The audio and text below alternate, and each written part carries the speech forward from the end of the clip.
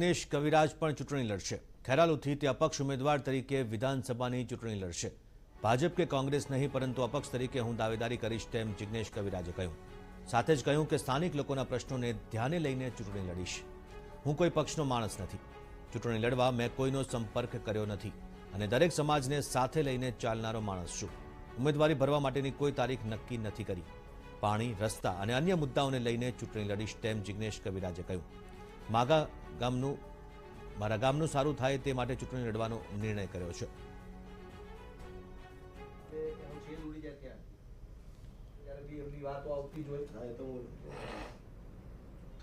ગુજરાતમાં ખૂબ મોટી લોકચાહના ધરાવનાર જિગ્નેશ કવિરાજ, જિગ્નેશ બારોટ, જે લોકોને સાત સુરોના માધ્યમથી લહેરાવતા હતા, હવે સ્ટેજ ઉપર ભાષણ આપતા જોવા મળશે।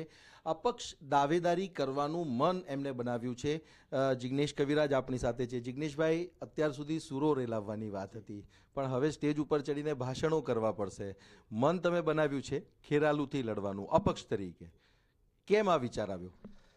આ વિચાર મને એટલા માટે આવ્યો છે કે પહેલું તો મારું વતન ગામ ખેરાલુ ગામ છે, તો મારા વિસ્તારનો મને વર્ષોથી નાનપણથી, કારણ કે હું મારું સિંગિંગ લાઇનના અંદર હું નાનપણથી ગાઉં છું। જ્યારે 13 વર્ષનો હતો ત્યારથી સિંગિંગ કરું છું। તો મને વર્ષોથી પહેલાં મને મારા ગામે સ્વીકાર્યો છે અને મારા વતને, મારા જે આજુબાજુ વિસ્તારના જે લોકો છે એ લોકોએ મને ખૂબ સ્વીકાર્યો છે। તો એમના આશીર્વાદ મને મળ્યા છે। તો આટલું જે કાંઈ મારું નામ નાનું મોટું અત્યારે જે કાંઈ છે, તો પહેલાં મારા વિસ્તારના લીધે, મારા આજુબાજુના જે એ લોકોના આશીર્વાદ મળ્યા એનાથી મારું આ જે કાંઈ નામ થયું છે। ત્યારબાદ મને આખા ગુજરાતે મને ખૂબ પ્રેમ ભાવ, ખૂબ આશીર્વાદ બધાના મળ્યા છે। તો મને મારા વતનમાં હું જ્યારે જાઉં ત્યારે મને લોકો મને કહેતા હોય કે જિગ્નેશભાઈ તમે ચૂંટણી લડો। મેં કહ્યું મારો સમય જ્યારે આવશે ત્યારે હું લડીશ। તો મારા વિસ્તારના વડીલો, એવા વડીલોના ઘણા લોકોના ફોન આવ્યા, મારા ચાહકોના ફોન આવ્યા। અમે બારોટ છે તો અમારા યજમાનોના પણ ઘણા ફોન આવ્યા કે અમે તમારી સાથે છીએ અને જિગ્નેશભાઈ તમે આપણા વિસ્તારના છો, તો આપણા વિસ્તારનું કંઈ સારું થાય એ માટે તમે આપણા વિસ્તારમાં તમે ચૂંટણી આ વખતે લડો। તો મેં આ વખતે વિચારધારણા કરી છે। અચ્છા, બે પાર્ટી પ્રમુખ છે જેને રાષ્ટ્રીય પાર્ટી પણ કહેવાય છે, ભારતીય જનતા પાર્ટી અને કોંગ્રેસ, અને હવે તો આમ આદમી પાર્ટી પણ છે। તમને અપક્ષ જ લડવાનું કેમ તમે વિચાર્યું? કારણ કે સ્વાભાવિક રીતે ભારતીય જનતા પાર્ટી આટલા સમયથી શાસનમાં છે, વિરોધ પક્ષ તરીકે કોંગ્રેસ છે, બંને રાષ્ટ્રીય પાર્ટીઓ છે, બેમાંથી એકમાં પણ નહીં ને અપક્ષ સીધા। મેં એવું કારણ કે હું કોઈ પક્ષનો માણસ નથી, તો મેં હજી સુધી મેં કોઈ પક્ષને મેં સામેથી વાત કરી નથી કે મારે ચૂંટણી લડવી છે। પણ કે મેં પહેલાં આવી રીતે હું વિચારધારણા કરી મેં કે ભાઈ મારે આવી રીતે મારા ગામ માટે કરું, તો મેં કહ્યું પહેલાં હું અપક્ષમાં ઊભો રહું, પછી મને કોઈ પક્ષ સારો લાગશે અને મારું કામ કરશે મારા ગામનું, તો એમાં હું જોડીશ। અચ્છા, ભારતીય જનતા પાર્ટીનું જે શાસન છે, શાસનની વાત કરીએ તો વિકાસની રાજનીતિની વાત તેઓ કરે છે, હિન્દુત્વની વાત તેઓ કરે છે। કોંગ્રેસ જે છે એ લોકોની સાથે મેલ મિલાપ કરીને બધા સમાજને સાથે લઈને ચાલવાની વાત કરે છે। આ બંને પક્ષમાંથી તમારી કઈ વિચારધારા છે?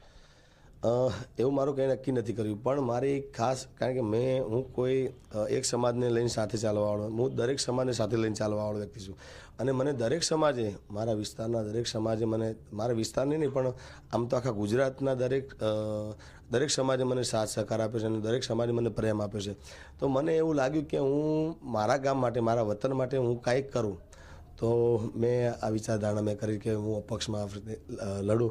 અને મને દરેક સમાજે મને કારણ કે હું ગામડે જતો હોય, માતાજીને કંઈક ને કંઈક કામથી હોય કે ભાઈ ઘરનું કામ હોય, તો હું જતો હોય ને તો એ લોકોએ મને, મારા વતનના વડીલો લોકોએ કે ચાહક મિત્રો, ભાઈ અમે અમારા યજમાનો છે, તો યજમાન લોકોએ કીધું કે અમે તમારી સાથે છીએ અને તમે બારોટજી આમાં તમે આવો, તો મેં આ એક નક્કી કર્યું છે। જિગ્નેશભાઈ, ખૂબ એક વાત એવી છે કે એક કલાકાર તરીકે જ્યારે તમે જાઓ ત્યારે કોઈ પક્ષ કે પક્ષની વિરુદ્ધના લોકો કે એવું કંઈ એમાં હોતું નથી, બધા જ લોકો તમારા ચાહક વર્ગમાં સમાઈ જાય। પણ જો તમે અપક્ષ પણ દાવેદારી કરશો કે અપક્ષ પણ તમે ઉમેદવારી કરશો, તો એમાં લોકો વહેંચાઈ જતા હોય છે, કારણ કે લોકોની એક વિચારધારા જરૂરથી છે। તો એના માટે તમે તૈયાર છો કે કઈ રીતે તમારે ચૂંટણી મેદાનમાં ઉતરવાનું છે, કઈ રીતે તમારા જે નિવેદનો એ હશે, કારણ કે ભાજપ, કોંગ્રેસ ને બધી બીજી પાર્ટીઓ પણ સામે હશે। બિલકુલ, આમાં કારણ કે પક્ષ તો બધા અલગ અલગ છે, આપ છે, કોંગ્રેસ છે, ભાજપ છે, તો બધાએ પોતપોતાની રીતે મહેનત કરવાના છે। પણ મને મારા વિસ્તારના, અમારી જનતા પ્રત્યે ખૂબ લાગણી છે, મને ખૂબ પ્રેમ છે અને હું ખાસ તો મારા વિસ્તારનું કંઈ સારું થાય, વિકાસ થાય એ માટે થઈને, કારણ કે ખેરાલુ દિવસે દિવસે ઘણી સમસ્યા કે જે રોડથી માંડીને પાણીથી માંડીને ઘણી સમસ્યા અમારા ગામમાં છે. તો મેં કીધું મારા ગામનું કંઈક સારું થાય એના માટે હું આવી રહ્યો છું. અચ્છા, ક્યારે ચૂંટણીનું જે ઉમેદવારી પત્ર છે એ ભરવાના છો, એનું કંઈક તારીખ નક્કી થઈ છે? ના, હજી તારીખ નક્કી નથી. હજી મેં હમણાં જ આ બધું નક્કી કર્યું છે કે હવે હું ગામડે જઈશ, ગામડે જઈને મારા વડીલોને બધા સાથે મિટિંગ કરીશ અને પછી આ બધું કંઈક. અચ્છા, ચૂંટણી મેદાનમાં ઉતરવાની વાત આવી ગઈ છે, તો જિગ્નેશ કવિરાજ કવિ તો મતલબ ગાયક છે, ત્યારે એક ગાયક તરીકે તમે એમને જો તમારા સુરોથી કંઈક કહેવા માંગતા હોય કે જનતાને કંઈક કહેવા માંગતા હોય કે જિગ્નેશ કવિરાજ આવે છે તમારી વચ્ચે એક નેતા બનીને, કયું ગીત કહેશો તમે? એવું મેં હજી હાલ તો કોઈ ગીત નક્કી નહીં કર્યું, પણ એક ગીત તમે સંભળાવું કે મારી ગુજરાતને, મારી ખેરાલુની સરકાર રે, અમે તો વટવાળા, એ મારી સોખીલી સરકાર રે, ખેરાલુવાળા વટવાળા.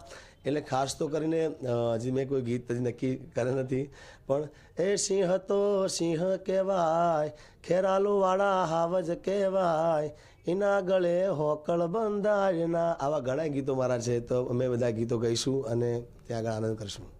તો જિગ્નેશ કવિરાજ જે ચૂંટણી મેદાનમાં ઉતરવાનું મન બનાવી ચૂક્યા છે, સુરોની સાથે સાથે હવે રાજકીય ભાષણો એમના સ્ટેજ ઉપરથી આપણને સાંભળવા મળશે અને ગીતો દ્વારા પણ લોકોનું મનોરંજન તેઓ કરશે જ, પરંતુ આ વખતની ચૂંટણીમાં ખેરાલુનું પરિણામ ખરેખર જોવા જેવું રહેશે. કેમેરામેન હિરેન ખલાસ સાથે સચિન પાટીલ, TV9 અમદાવાદ.